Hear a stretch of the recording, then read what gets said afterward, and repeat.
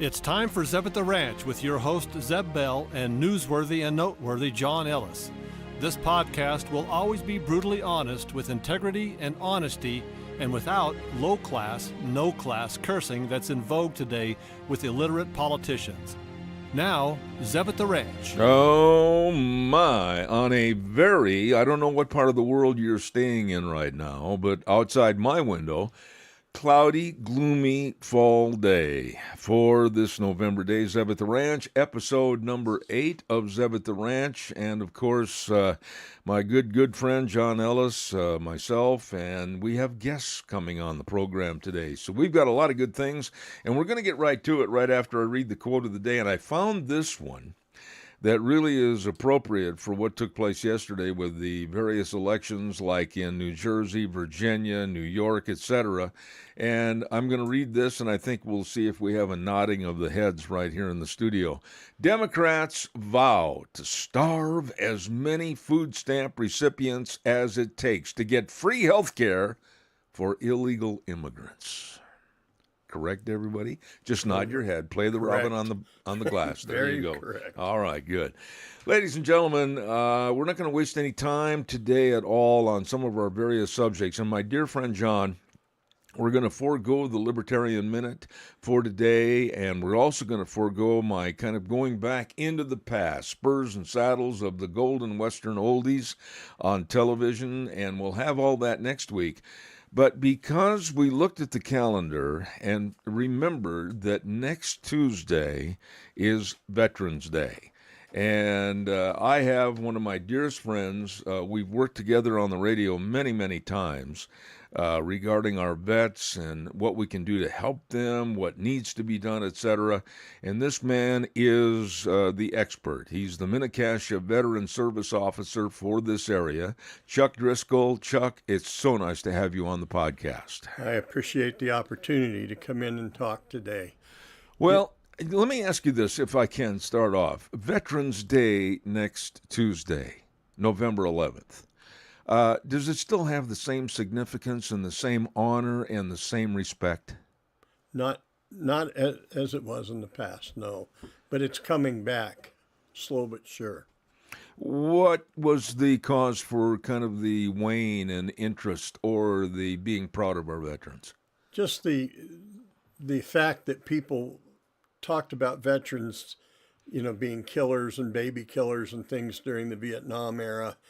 And slow but sure, our military is being held in a higher regard than they were in the past because we have, behaved in a different manner in our combat and our and in the various conflicts that we've been involved in. Just a minute. Go back and say that again. We've behaved in a different manner. What do you mean by that? We've been more forceful in our speech. We talk about what it takes to win. We talk about how we proceed in combat and things like that. Mm-hmm. In the past, we played the politics game, where politics, ran the military. Now the military is running the military for the most part, and it's a lot better. Let me back up and digress, if you will, to the last election. And yeah, I'm going to be very blunt and say that I thank the good Lord above. Thank God that the presidency turned the way it did in the last election, because I don't think underneath a Kamala Harris regime, if you will, that the veterans would be treated any better, and I think far worse. I believe that, and they would have continued the DEI and woke mentality that was hurting our readiness and hurting our, to use the Hegseth term, lethality. Mm-hmm. Let's talk a little bit about that. Department of Defense, I'm skipping around on some of the subject matter here this morning. But Department of Defense versus now the new terminology, which actually reverts to the old terminology, the Department of War. What are your thoughts? My thoughts are that we need to put it on a path where people understand that the reason we have a military is to wage war when we need to. Mm-hmm. It does not, we're not just defending our borders, but we're worldwide out there making sure that the world is safe, for people of freedom. Is the concept of what our military is, what it was, and what it should be, is it lacking with the younger generation, the Gen Zers, etc.? Do they really understand the value of our military? They're beginning to understand more because obviously our retention numbers are growing and the number of volunteers are growing. In an all-volunteer military, it is difficult to staff. That's a big challenge. But now they believe in the mission. Now they believe that something worthwhile will come of it. So they're out there volunteering and taking part. How bad did, in your opinion, the craziness and the absolute stupidity of DEI, diversity, equity, and inclusion, and the woke concept, how bad did that hurt the military? It hurt it. It will have an effect for years to come as some of those people work their way through the process of either retiring or getting out of the military, one or the other. It'll take a while for that to completely get out of their bloodstream. What about the morale? The morale is higher now than it's been for the last 4 years before. And what do you attribute the change to? Leadership. Okay. You said that emphatically, so I would assume that you're happy, very happy with the appointments of people that have been made in leadership. I believe that they have the right vision, and most of them have the right skills to make that vision come true. Mm-hmm. Now, the nation is celebrating some big birthdays, and a lot of people might not realize the birthday parties of Army, Navy, Marine Corps, etc., right? Yes, sir. On June 14th was the Army's 250th birthday. Yes. And then in October, the United States Navy had their 250th birthday. Mm-hmm. We've seen the pomp and circumstance for both of those. And now, on November 10th, it will be the Marine Corps birthday. Really? The day before Veterans Day? The day before Veterans Day. Oh. Now, I'm an Army guy, so I'm going to diss the Marines just a little. In just joking fashion. Because the Marines have saved my bacon more than once. But the Marine Corps was started in a tavern, and on November 10th, they're going to reopen a tavern with the same name. So really, yeah, the Toon Tavern will be reopened, and the Marines have a rich history of being able to keep the taverns alive. It's interesting, our armed services and the Marine Corps, and I love their anthems, all the service anthems, the Army, the Navy, Air Force, Coast Guard, all of them. And I just wish that they could be played in the schools and the kids would develop a sense of pride. My dad was in the Marines, or my dad was in the Navy, whatever the case might be. We don't have that, and I wish we could get it back. We need to celebrate what we have. Our armed services have been there through thick and thin with this country and have done many things. I like what President Trump talked about for the Army birthday. Following the first shots of the Revolutionary War in Lexington and Concord on April 19, 1775, it became clear to the Patriots that despite their persistent efforts for peace, war against the British was necessary as a final recourse in defense of their freedom. And that's gone on now for 250 years. Right. That the Army, and then shortly thereafter the Navy, and shortly thereafter that the Marine Corps, have been there to defend our country and to do it for less money than they could make in the private sector and with less freedom than they have in the private sector. Chuck, next Tuesday, what do you hope will happen? What do you hope will occur as far as across the nation, all of our states, as far as respect and observance for Veterans Day?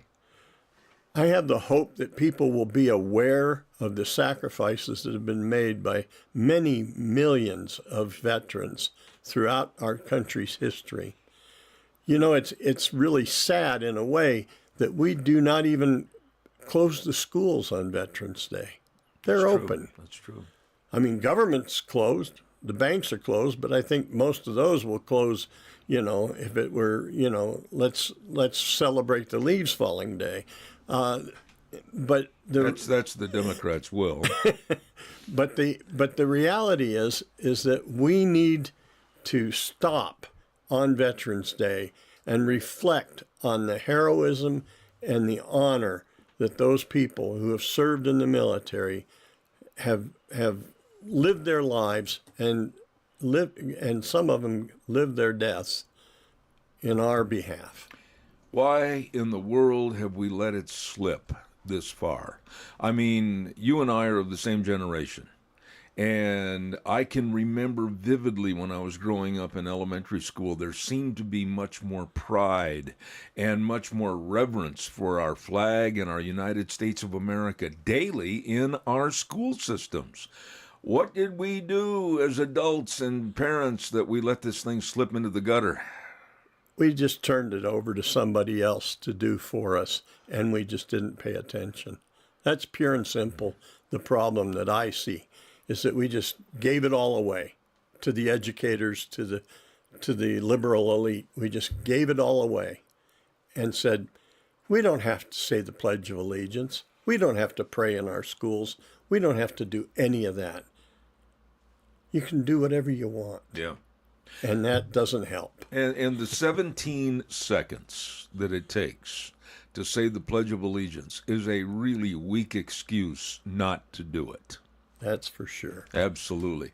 Why do people, and I noticed on some of the cheat sheet things that we were going to talk about on this program, but you mentioned something that I know a lot of people confuse, and that's the differences between Memorial Day and Veterans Day. Memorial Day is to honor those who have given their lives. Yes. That is for them. Veterans Day is for those of us who are still living. Absolutely. As the veteran service officer, and you work daily, literally 24/7, 365 with the veterans, not only here in southern Idaho, but this program is going all over the world right now. And this is for anybody and everybody that is celebrating someone in their family or honoring someone in their family that is a veteran. What's your life like helping these veterans?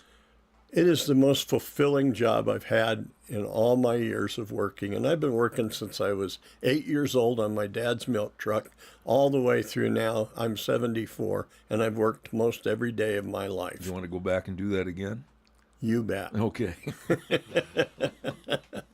The thing that gets me, this is the most fulfilling job I've ever had. The last 8 years have gone by in a blur, because I've been able to help veterans find their benefits. And many veterans just don't realize that they have benefits. Mm-hmm. And they need to, get with a veteran service officer and find out what they're entitled to and find out how they can get help. A lot of these guys carry their PTSD, their anxiety, their depression on their back, and they never go and see anybody about it. When you say that, is there a real problem, a big problem, or a bigger problem than we're aware of our veterans that have left active military duty and they're at home? Why is there not the knowledge that they can get these benefits, and why aren't they doing it? I don't know why always. Some of them is they're 10 foot tall and bulletproof, and they can do it all on their own. But a lot of it is people just don't want to talk about it. Really? They don't. I have guys come in. They'll talk with me because we talk the same language. Yeah. But if I suggest they go to a counselor, I hit a brick wall sometimes. Really? Because they don't want to talk to anybody that really hasn't lived through it to understand it. How do you break through that brick wall? I can think of quite a few veterans, many of which I went to high school and college with. And some have passed away, and I know of at least 2 or 3 that are exactly what you're talking about. Anything with the past of Vietnam or any other conflict is completely taboo and off limits, and they don't want to talk about it. We just sit and we talk about whatever's bothering them that day and keep working on it. And when they talk about being angry or frustrated, I said, we really need to work on that. And they'll say, why? And I said, because your family depends on you being healthy. Your family, your children, your wife, all depend on you getting control of this in your mind and unburdening yourself. And I talk about that burden all the time with them because they need to get rid of it. Are there enough counselors, for lack of better terminology, enough people out there that we can really help and serve these people that need the help, not next week or next month, but now?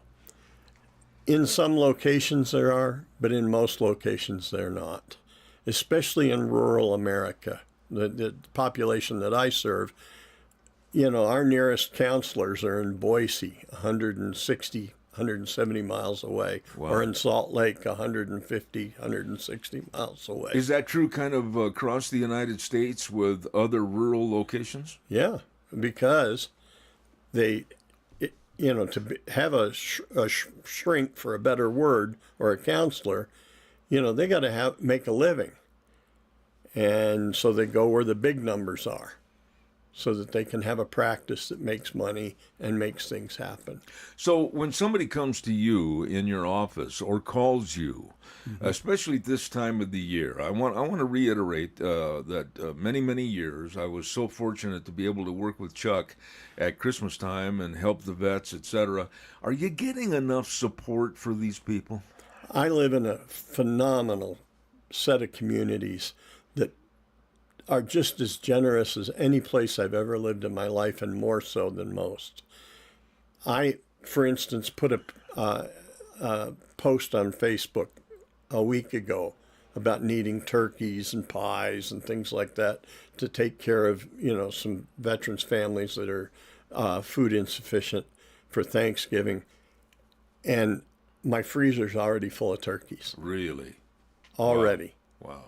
What about across the nation? And this program, of course, being heard all over the world, but can you give us some equation as to what's happening like down in the South or back in the far regions of the East Coast, West Coast, up in the Northern Hemisphere, the Minnesotas, the Wisconsins, that type of thing? Are you able to share with other people that do your work as a veteran service officer and find out what their wants and needs are? Well, we talk a lot about it, but the VA does have some good programs nationwide that help people. We have a lot of different outreach programs, whether it's, families in crisis or anything else. But right now, since the government decided they needed a vacation, and they've been at it now for 36 days, some of the veterans are food insufficient because they don't make enough money, so they have SNAP benefits. Oh. Well, they don't have any SNAP benefits now. So life is a little bit tougher. But we know, most of us know where the food banks are. Most of us, know where we can get help. Some of us shell out of our own pockets. Some of us, have generous community members. I had a community member come into my office yesterday and drop a whole $1,000 on what we can do to help vets. Oh my! Really? It's amazing what can happen.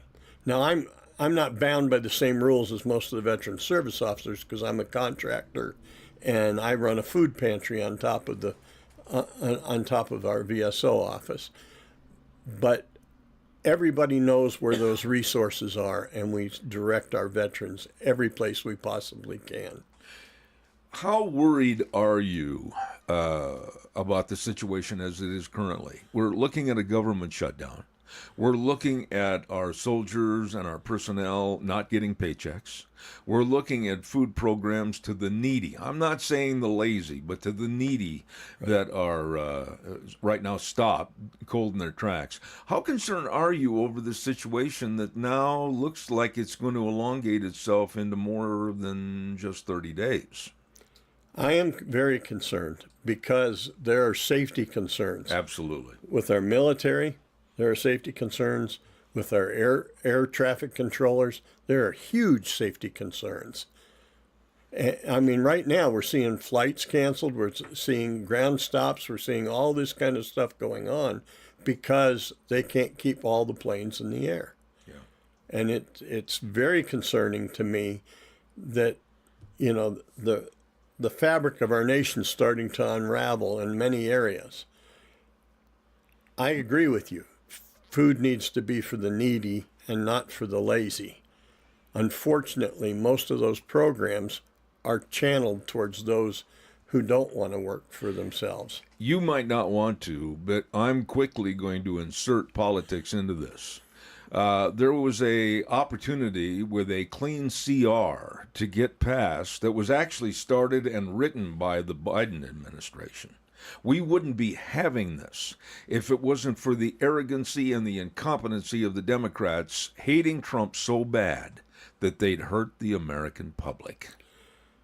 You know, I take just a slightly different tack on it. I pox on both of their houses. If you and I had a job and our deadline was October 1st, you think we'd wait until September 30th to start working on it? I agree. You know, that's the problem that I see. I think that if they don't have a budget by October or September 30th, then they just need to all be fired. All 535 of them, send them home, start over. The arrogancy of politicians today, like when you see the coverages on the Capitol steps, they'll be walking out of the Capitol and news reporters will walk up and try to ask a question very professionally, and they turn and walk away and they won't answer. These people are our employees, and I'm fed up to my neck with their arrogancy. Well, the problem is they don't have any answers. That's true. You know, they have a whole lot of platitudes to throw out there, but they don't have any answers. What about your younger veterans that have served and they come home and now maybe they've got a job as a banker, maybe they've got a job as a football coach, maybe they've got a job as an insurance agent or a truck driver? It doesn't make any difference. Are they turning around and trying to help other veterans today? Not as much as we would like to see. But I remember my generation wouldn't join the veteran service organizations. They wouldn't get involved. I was 55 before I went to my first veterans meeting. Really? And it really makes me sad for all the time I wasted from the time I got out until I finally got involved, because I could have put a lot more energy and a lot more thought into what we're doing. How do you re-implement the thought that, hey, you served, others before you served and are willing to help you, so why don't you pay it forward and do something for someone else? How do you get that thought in their mind? I'm starting to work with the younger vets who are coming home from I call them the sandbox wars.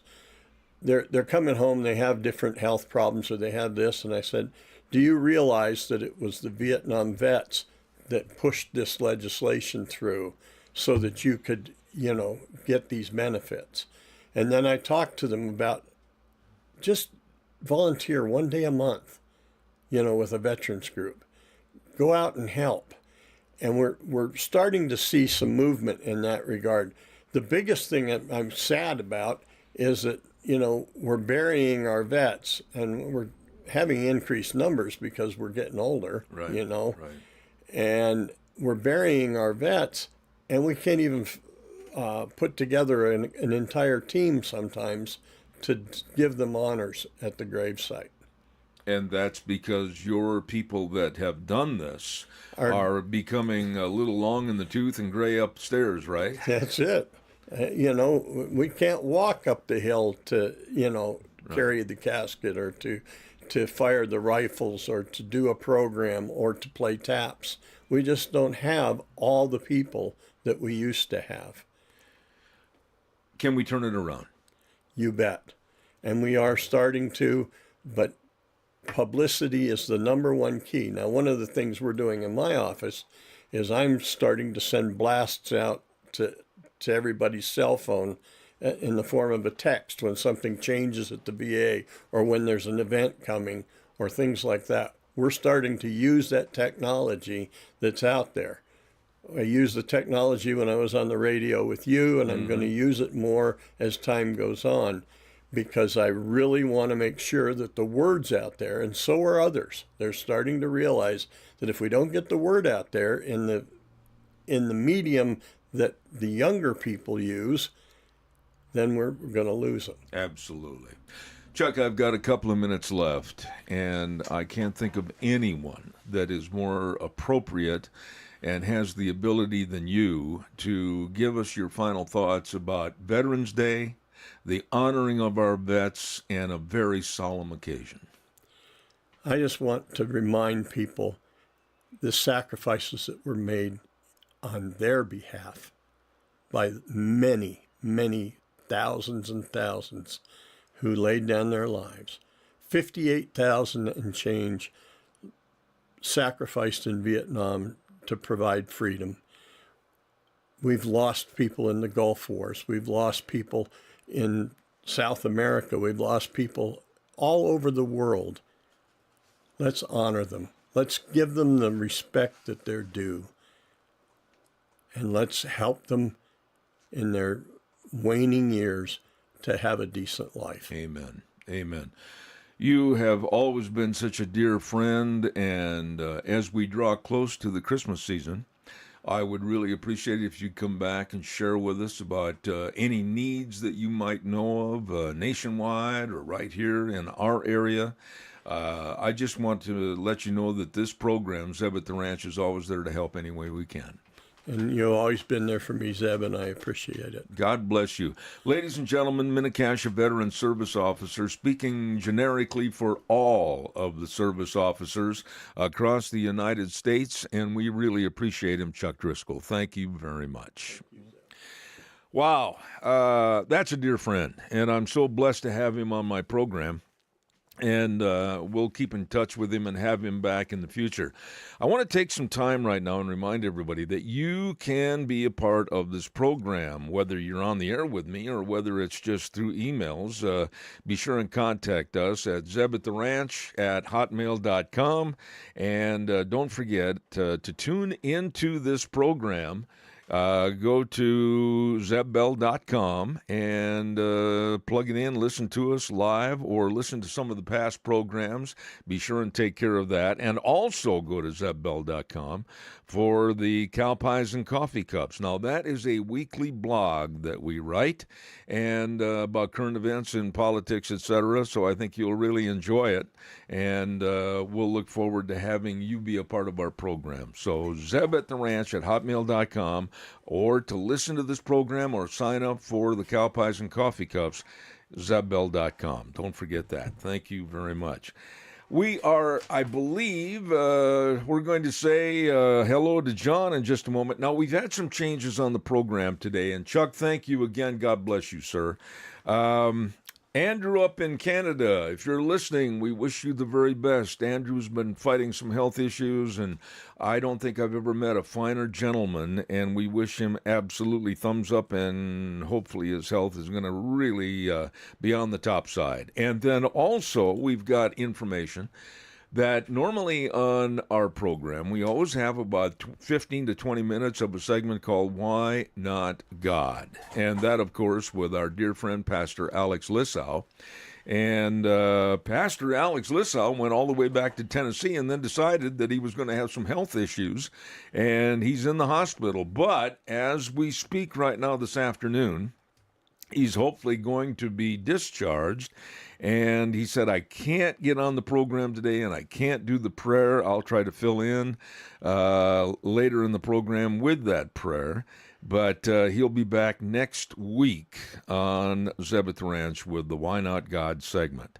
I believe I'm going to look across the table right now and say good morning, or good afternoon, I should be proper on the time, to my dear friend John Ellis. How are you, John? Yeah, pretty good, Zeb. How you doing today? I'm doing great. I'm assuming that I can go ahead and punch button number 4, and we're ready to fly with my next guest. I believe so. Fire him up and let me get myself squared away here. All right. Sitting there in Golden, Colorado, I'm going to have to send him a Zeb at the Ranch baseball cap and get rid of that one he's wearing right now. And he's smiling, so I know he can hear me. The last time I saw him, he stopped into my place, and he had a very enjoyable afternoon as we were roping. He sat next to the manure pile, and he never even complained. Frosty Woolridge, how are you, my dear friend? Well, Zeb, it's a pleasure, and John, it's a pleasure. And hey, I'm just an old farm boy from Leroy, Michigan. Used to shovel in a lot of cow manure, horse manure, chicken, you name it. I've been in the middle of it in my youth, so I'm very much aware and appreciate all of the smells of the barn, the barnyard. I love fresh cut hay. I love silage. I certainly enjoy the wheat bin, you name it. Growing up on a farm is a good thing. It teaches you purpose, it teaches you common sense, and it certainly enlarges your understanding of what Mother Nature can do for you. And sometimes Mother Nature can rain down all sorts of hail and snow and all that goes with it. So it's all part of the journey we all enjoy. Talking about the journey that we all enjoy, our lives, and what happens during our short span and stay here on Earth, I got to ask you, Frosty, after last night with the elections in New Jersey and Virginia and Minneapolis and New York, etc., I really had a cold chill as to what's happening in this country with the progression of socialism and also Islam and the transition of what America is going through right now. What are your thoughts? I can't even begin to share with you my not only my concern, but my emotional terror, if you want to call it that, because I've traveled in all of Europe while it was being overrun by Islam. I've certainly traveled to many of the New York City that is being overrun by Islam. I've certainly traveled and worked in Detroit, Michigan to see Islam overcome Detroit.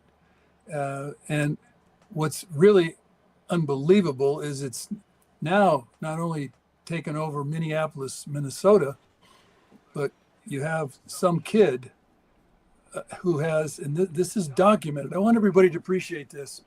There's a kid running for mayor in Minneapolis who has a 68 IQ because he's a Somalian, and that's the average IQ of Somalians. It's not their fault, it's their genetic reality. Mm-hmm. Somalia is 19 million people. They live in poverty. They can't grow food for themselves. They can't mechanize themselves. They simply don't have the intellectual capacity to advance into the 21st century. And so that is now being inserted into places like Minneapolis and places, and I'm a teacher. I taught math and science. I've lectured at Cornell University. I've lectured at Michigan State. I've lectured at the University of Denver. I've been at Front Range Community College. I've lectured on religion and ethics. And I've learned a great deal. I've also read the Quran. And what I am seeing as an American citizen and certainly an advanced baby boomer is that we are inviting the same consequences that have now manifested in England and France and Germany and Finland and Denmark and certainly in Sweden, Norway, Spain, Italy, you name it. we're letting our Western culture and our language and our way of life be completely upended by these Islamists that are seeping into our country at an extraordinarily quickening rate of speed because of it's called chain migration. Mm-hmm. And we're going to pay a whirlwind of consequences in the coming years. And Mamdani, who just made, and he is a Muslim, he's not a socialist, he's a communist. And he wants to take over the property. He doesn't want anybody to have private property. And he's now made an extraordinary inroad into our most populated city in New York. And I've been to New York literally dozens of times as a truck driver when I worked for United Van Lines, moving people in and out of New York City. And I got to tell you, I'm frightened. And I can say this for a fact. Socialism and or communism or Marxism, you will not see anyone migrating to Cuba for a better life. You will not see anybody migrating to China for a better life. You will not see anyone migrating to any Islamic countries for a better life or a better culture. That's right. Because in those countries, there is no free speech. Let me ask you a question. No Second Amendment rights. So that's what I'm afraid about. Absolutely. Let me ask you a question, Frosty. Zeb and I were talking about this before the program start. How does Marxism fit in with Islam? That doesn't even make any sense. Is he just using that as a ruse to get Islam into power? Well, if you've read, Hegel, if you've read Marx, if you've read the Communist Manifesto, the one thing about Islam is it pretty much is the same as Marxism and communism, because the word Islam itself means submission. You must submit to everything in the Quran. And I've read the Quran, and it's a terrifying book because it is one of the most violent books I've ever read. And it literally takes away any human rights, women's rights, animal rights, dog rights, cat rights, cow rights. In fact, if you look up halal food, it's unbelievable how they torture animals to put them into the halal food category so that they can eat these animals. It's barbaric. And then there's this one, I think there's a new female that she just got elected in Virginia or New Jersey, I'm not sure. But I think at this point, somebody pointed out, and I'm not positive who it was, that Muslims have moved into well over 1,000 different city council and mayor positions in this country because there's 4 million of them. And as their numbers grow, they will continue to de facto install Sharia law. And there is nothing in Sharia law that is compatible with the American way of life and a free society. So, yeah, we're in a lot of trouble. Frosty, I'm so glad that John is with me on this because we both agree. The situation I would put as a dire situation right now because it's growing like a cancer. But when you talk about the implementation of Sharia law to subvert and go ahead of our constitutional law, they don't want to honor our Constitution or our laws. They want to have Sharia law. And then you start talking about what's going on in Dearborn, Michigan, where the mayor told a Christian pastor to get out of Dodge City. He didn't want him there anymore. Then you talk again about Dearborn, Michigan, where in the last couple of days, thankfully, God bless the FBI for finding out that there was a plot to have a huge Halloween massacre. I mean, these things are not just news stories. They're for real, and they're coming to fruition at a community close to all of us. Well, and I worked in Dearborn for 20 years with United Van Lines, Corrigan Moving Systems. In fact, I know Paul Corrigan, the owner, his sons, Michael, and certainly Dave, the whole family. I've been a part of that family for well over 35, 40 years now. And Dearborn is now literally taken over. We imported 300,000, I think they're Sunni Muslims. They have no affinity to Dearborn other than they get to practice and spread Sharia law. And that's why that pastor was literally disinvited out of his own city council. And so the more their numbers grow, the lesser our freedoms, and they will continue to install or de facto practice Sharia law. What did you think last night and again this morning when you saw Mamdani standing up at the podium with his greasy smile, sly grin, and in the background were the chants DSA? It wasn't USA.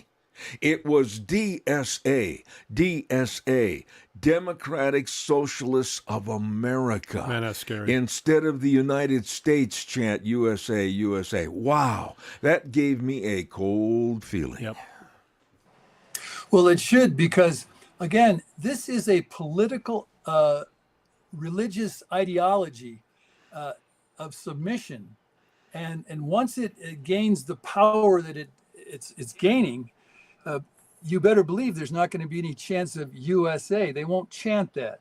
And again, during, you all remember back in France, this was 3 or 4 years ago, Muslims came in and shot up restaurants. They shot up a whole theater. They killed 120 something people in a theater that they were, the French were, they love theater. I love theater. I go to the theater here in Colorado all the time.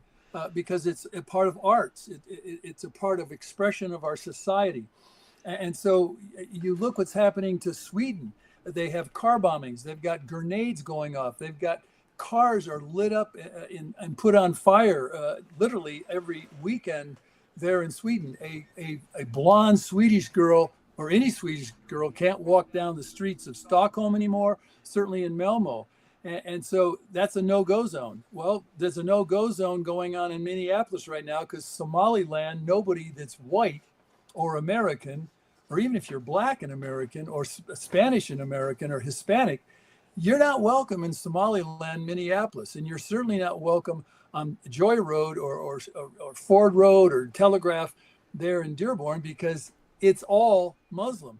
And you'll see burqas, burqas covering the entire face, making women non-beings. And I know I've said this before, but I really want to bring it home that if we at some point soon don't outlaw Sharia law and if we don't stop all immigration of Muslims in this country, we are going to see ourselves in a political and religious conflict that is going to be really ugly, and it's going to get really nasty, and it's going to become very violent because religious fanatics like Muslims, they are brainwashed, and they have literally, if they get martyred, they get to go to the afterlife.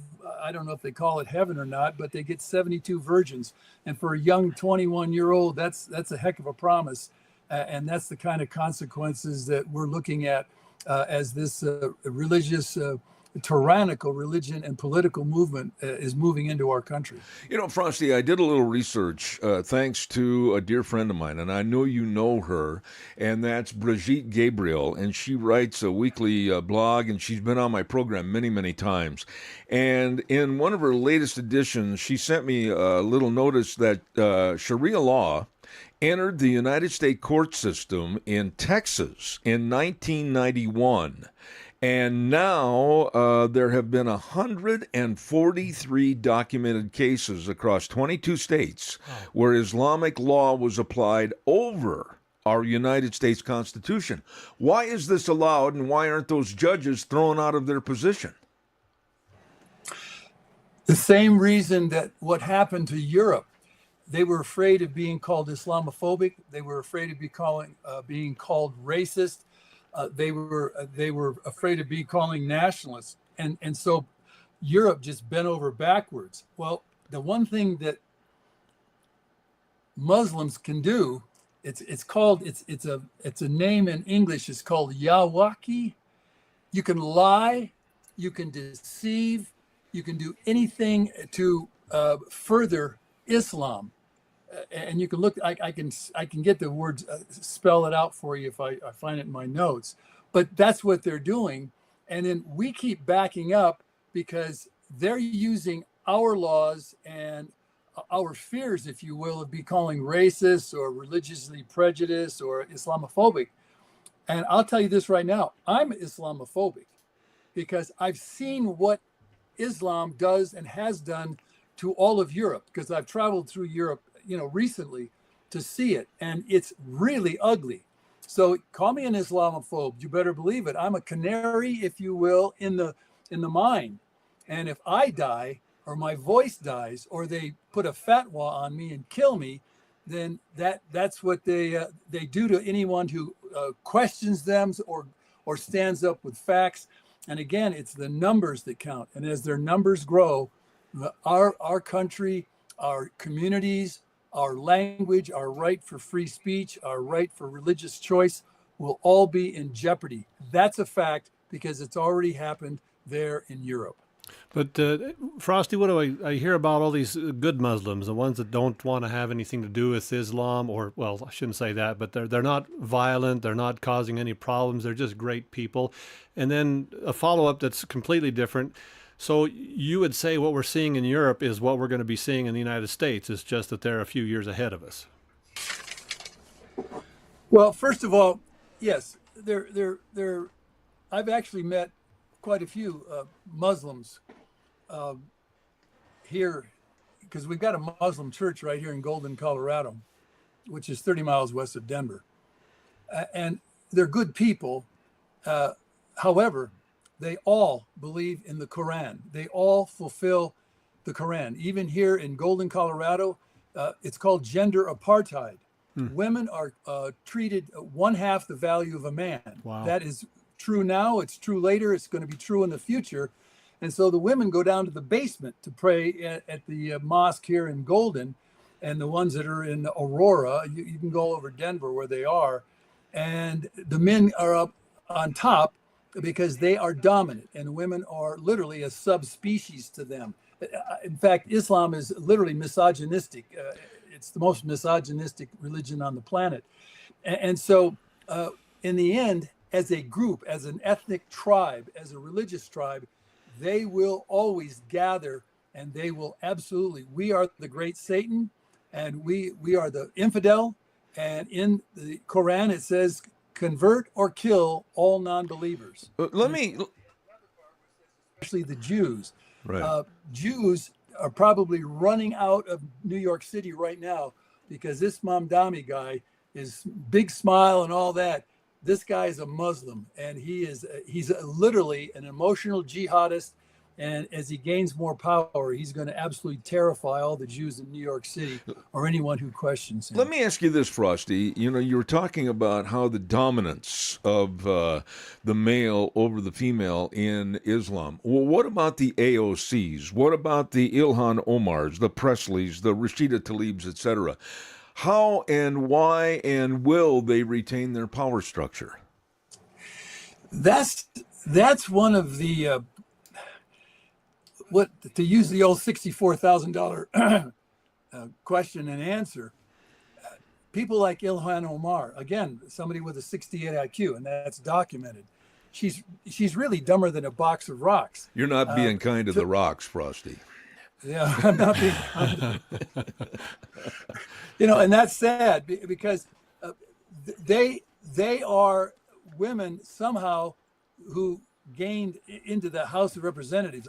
I wish we had a law out there that nobody that immigrates to this country can actually be elevated to the House or the Senate of the United States, because they're not Americans. They don't think like Americans. And however they push, if Rashida Tlaib was back in her home country of Africa or wherever she came from, or certainly Ilhan Omar was back in Somalia, they'd shut her up in a heartbeat, because she has no voice over there in Somalia. But when she's here, she trashes white America. She trashes the Constitution. She trashes our way of life all the time. Same with Perry, the rest of them. And AOC, these women have, especially AOC, again, somebody with a real substandard IQ. I don't know what it is, but she's about as bright as two bricks. Too many times dipping into the local bar. In the House of Representatives. Yeah. So anyway, I don't know how they do it or why they do it, but they are naive, and they get to have the power they have at this point in time. But if Islam took over, they would all be stuck in the back seat of the car, I can guarantee you, with a a bandana across their mouths to make sure that they don't talk. And that was why I had the question if this Mamdani is a Muslim and a Marxist, wouldn't he basically once gets into power, then all these women that love this idea of getting free stuff and all that, and that are backing him and supporting him, eventually they'll just be told to sit down and shut up. That's exactly correct. The irony of what I saw when women were marching against Trump, 8 years ago or whenever, back in 2016 and then 20, they were sitting there going, transgenders in favor of Muslims, transgenders marching for Islam. Yeah. And you had women, vaginas, marching for Islam. Yep. Guess what? If you're over there in a Muslim-dominated country, and I think there's about 52 Muslim-dominated countries, if you're gay or you're transgender or if you're female, you don't have any rights. They squash you in a heartbeat. I mean, women can't drive a car. They can't ride a bicycle. They can't go outside the house on their own. I mean, they in basic Islam, they don't get educated. Women do not have they have no right to be educated.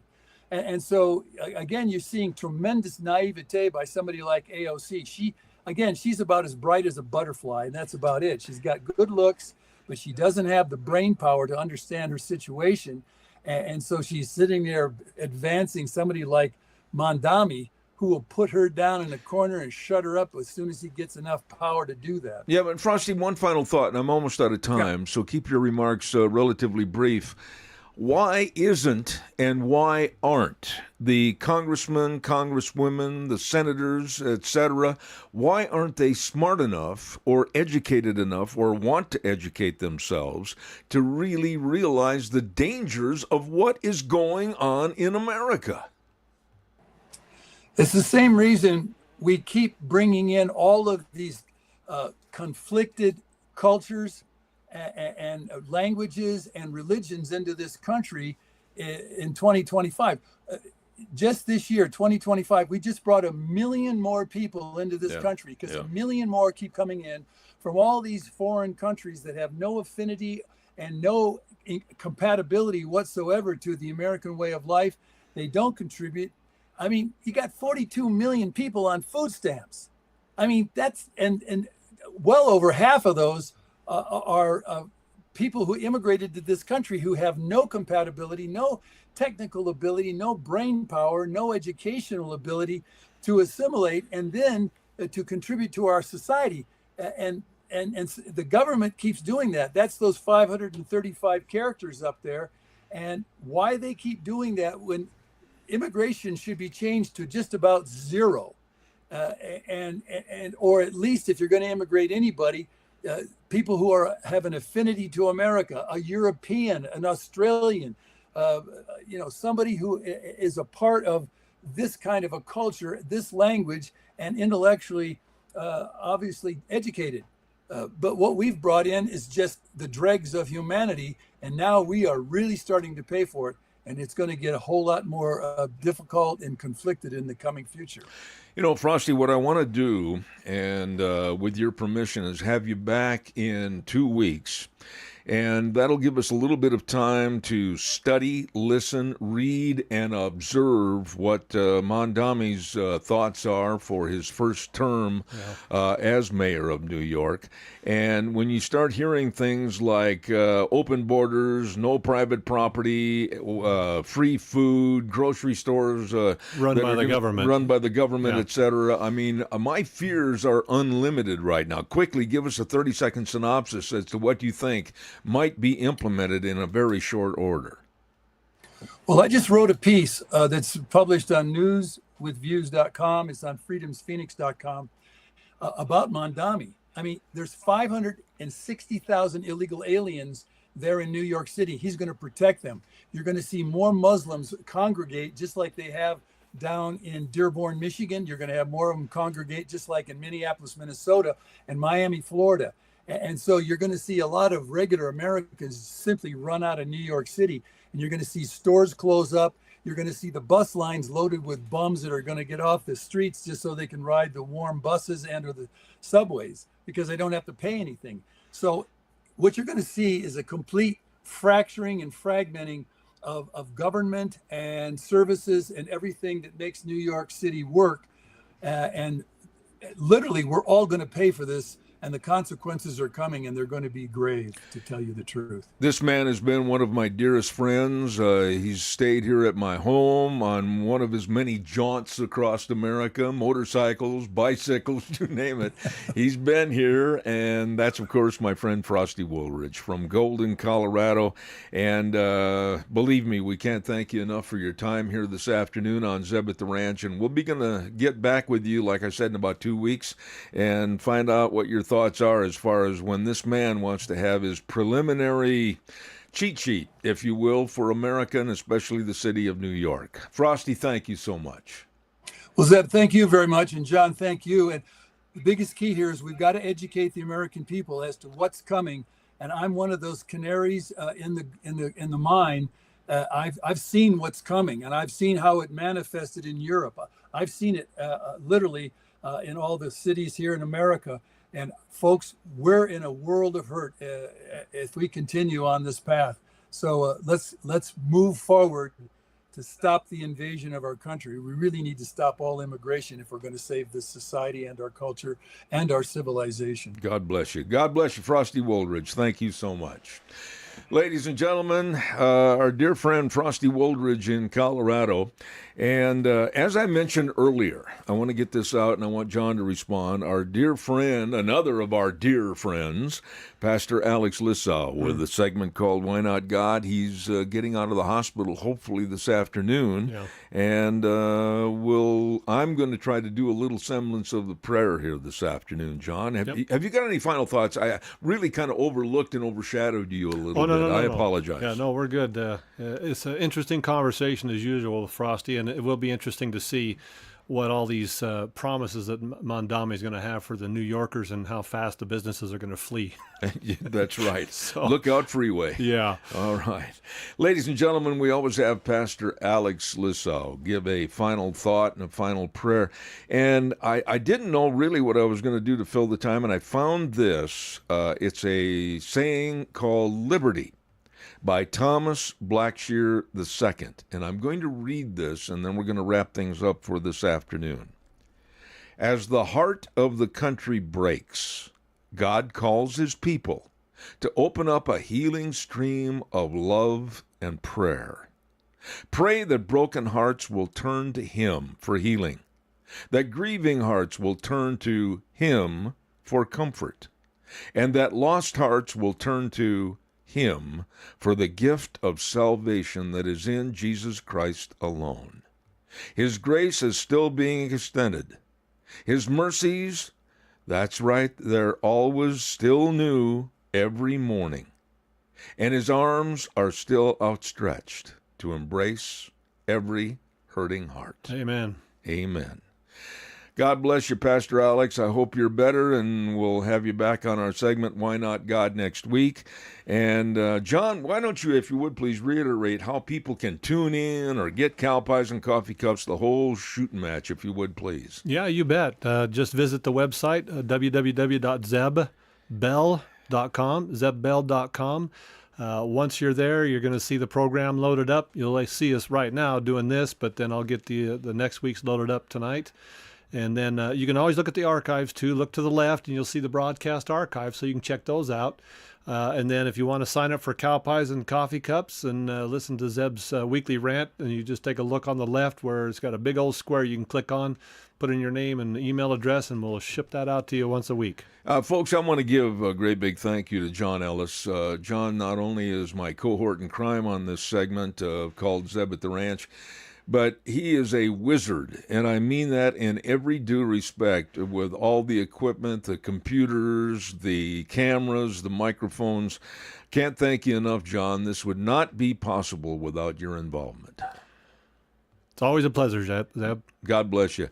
Right now, ladies and gentlemen, we're going to say I hope you have a great week, and we always end the program by saying the way things were are the way things ought to be. Zeb at the Ranch, I'm Zeb Bell, along with John Ellis. God bless.